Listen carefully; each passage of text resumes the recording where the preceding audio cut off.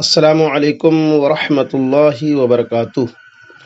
नहमदुहु व नसल्ली अला रसूलिहिल करीम अम्मा बाद। Dear audience, today I would like to throw some light on topic offering sacrifice on behalf of the dead. The basic principle concerning the udhiya sacrifice is that it is prescribed for the living as the messenger of Allah, peace and blessings of Allah be upon him, and his companions used to offer the sacrifice on behalf of themselves and their families. With regard to what some of the common folk think that the sacrifice may be offered on behalf of the dead, there is no basis for that. It should be clear that Prophet, peace and blessings of Allah be upon him, did not offer a sacrifice specifically on behalf of any of his deceased loved ones.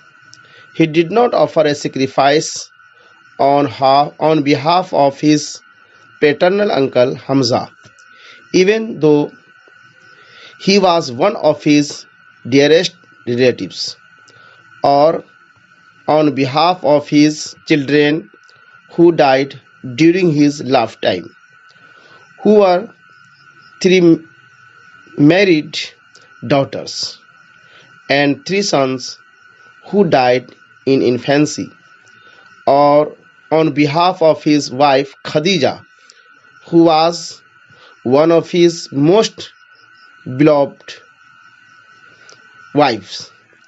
And it is not narrated that any of his companions offered a sacrifice on behalf of any of their deceased loved ones.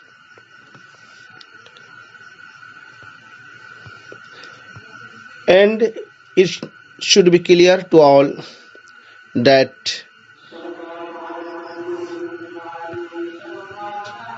offering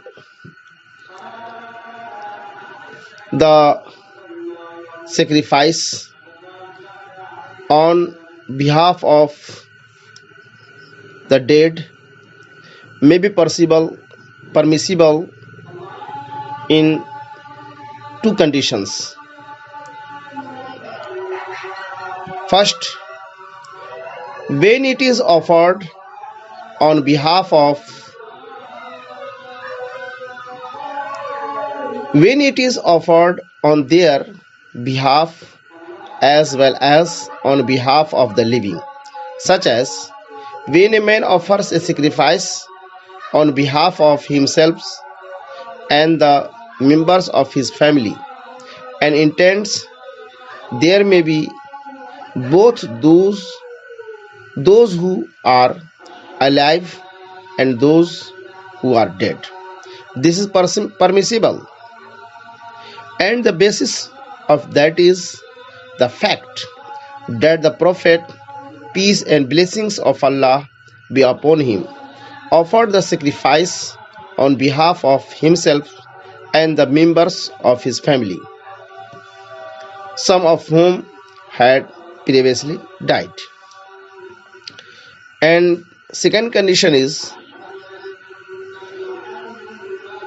offering the sacrifice on behalf of the dead in fulfillment of their last wishes.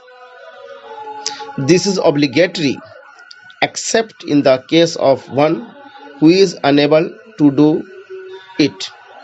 The basis for this is the verse in which Allah says, أعوذ بالله من الشيطان الرجيم فمن بدله بعدما سمعه فإنما إثمه على الذين يبدلونه Innallaha Samiun Alim.